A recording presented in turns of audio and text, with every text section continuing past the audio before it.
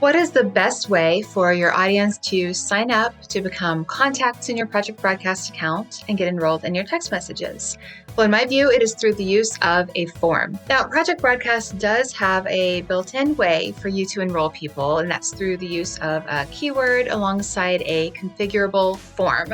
If you don't know what I'm talking about, don't worry, you don't need to know it for this video. But if you do, then you may know that a keyword and configurable form, those are powerful tools. They're super useful. I love them, but they're not always the best way for people to opt in. You might have people who don't follow your lead. They don't complete the configurable form. And as a result, you never actually learn their name and you don't know who you're talking to. It also adds an additional step for the contact. Plus, I've always found it a little odd that, if the person's already a contact, then it feels a little awkward to send them a message that says, hey, click here, fill out this form so I can learn your name. And the person's like, they already know that you know who they are. You also have no easy way to keep someone else in the loop about who has signed up. This is, of course, not always relevant, but in the case of wanting to use a form for people to sign up for, say, an event that you're doing along with a host, you want that host to have visibility of who has signed up, and you can't really do that in any built-in way with keyword. You're also a little limited on the actions that are built in for the keyword to take. For instance, you can't add or remove multiple or customized tags based on the keyword. You can't add to the contact's notes. There's just more things that you might want to accomplish with the keyword as a trigger that aren't really built in there. And in my view, a keyword just isn't quite as natural in some cases for people to sign up for something as a form is. I like having a form that I can surround with some explanatory text, maybe an image, maybe some branding, so that I can describe what it is that they're signing up for. So it's important to have a way to create a form that meets certain criteria. And when I say integrated form here, I simply mean a form that connects with Project Broadcast automatically. We want the form to do the following: to gather customized info up front, including the person's name, let other people see who has signed up if needed, such as a host. We want to add them to Project Broadcast as a contact and trigger other actions, such as adding to campaigns, adding or removing tags, adding to their notes, even creating to-dos for the contact. I'll get to that in a second. And we want the form to either stand alone in kind of a default format or something that we can embed on a page, such as a Project Broadcast landing page, so that we can have it look the way we want, have the layout we want, have the description and context and imagery that we want. Now, some people do use forms with Project Broadcast by connecting something like a Google form or a chat form. That requires the use of a third tool called Zapier or something similar that will connect them. And that approach can work, but keep in mind that the free version of Zapier has some limitations, including on the volume that it can handle. It doesn't necessarily do all the things that we're about to see.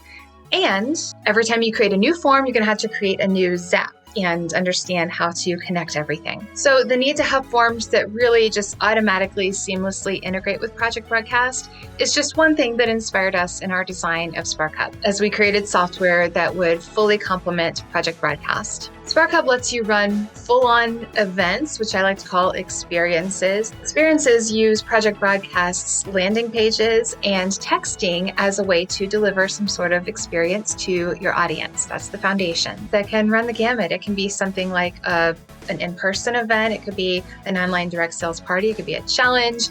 It could be as simple as sending out a freebie. But the very simplest, most bare bones version of this is a simple opt-in form. So let's take a look at how this would work inside SparkHub. First, we're going to see how you can make a standard form which follows a very standard layout and is hosted on SparkHub. But then we'll see how you can actually embed your form into a landing page to customize the content and layout and aesthetics as much as you wish. So over here, I have a list of things that you'll want to consider as you put together the sign up page and sign up process. And again, starting with a standard form in SparkHub, let's create our form. It's going to be what we call an event in SparkHub, even if we don't use all of the features that are available to build out a full event. I need to give it an ID, which is going to be part of the URL that's created. We want to have a title for our form.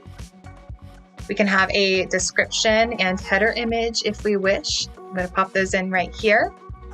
Also, what information do I want to gather? So in addition to a standard just first name, last name, phone number, and optionally they can provide their email address. Do I want to have some custom questions to ask? So those can also be set up in SparkHub and gathered. And I can also select if I want to show the guest list on the sign up page. When people go to sign up, do I want to show, hey, here's a list of who's already opted in or who's already signed up, or do I want to hide it? I need to also think about what I want to happen when someone signs up.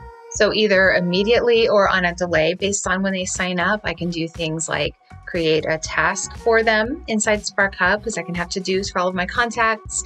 I can send a text to them. I can add text to them. I can add to their notes, things along those lines. So I can indicate that on this section here with an action to take place immediately or in a future day from when they sign up. Also, when someone signs up, there could be things I want to happen on specific dates. This isn't necessarily relevant if we're doing just a simple opt-in form, but I thought I'd mention it because this is where you can see the flexibility to have things that are really date related, like a specific event. So if you have text to send on a certain date or time, or to-dos for yourself, to-dos for your host at a certain date and time, you can build those into SparkHub as well. Finally, what page do you want people to see after they sign up? Something like a project broadcast landing page is really great here. I call it a party page, but even if this isn't for a party, it's just where do you want them to go after they sign up? So in this case, I've created a super simple landing page that just says, thanks for signing up. I'll be in touch. So you can just pop that in, and then that's what they will automatically get redirected to after they sign up. So let's test this form out right now. I can click to open up the sign up page. You can see it follows this standard layout.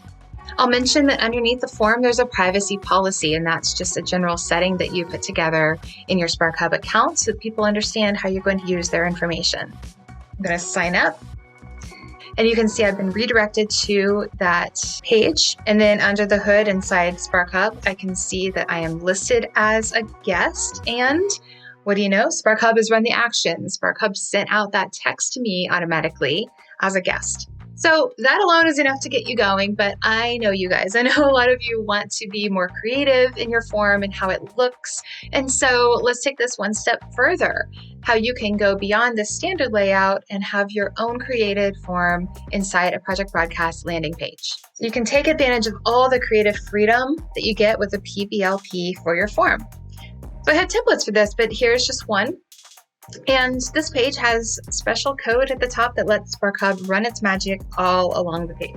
And so all I have to do inside SparkHub is just indicate that this is the URL that I'm using for my sign-up form. And I can even customize it with 1,500 font options, which is more than the 27 or so that are built into Project Broadcast landing pages. I can hit save.